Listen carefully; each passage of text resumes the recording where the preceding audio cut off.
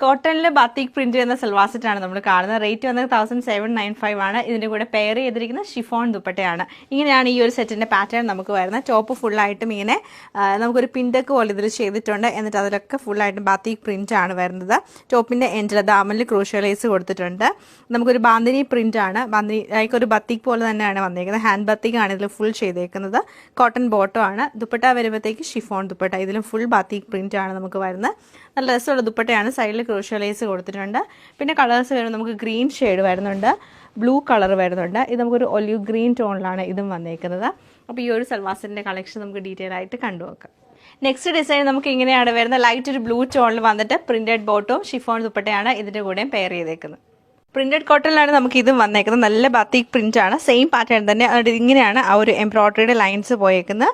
Chiffon ദുപ്പട്ടയും printed cotton bottom ആണ് pair ചെയ്തേക്കുന്നത്. ഷെയ്ഡ് നമുക്ക് ഇങ്ങനെയാണ് വരുന്നത്. നമുക്കൊരു ഒലിവിൻ്റെ ഒക്കെ കുറച്ചും കൂടെ ലൈറ്റർ ടോൺ ആണ്. ബാക്ക് സൈഡ് നമുക്ക് എല്ലാത്തിലും ചെറിയ പ്രിന്റ് ആണ് വന്നേക്കുന്നത്. എംബ്രോയിഡറി ഇല്ല.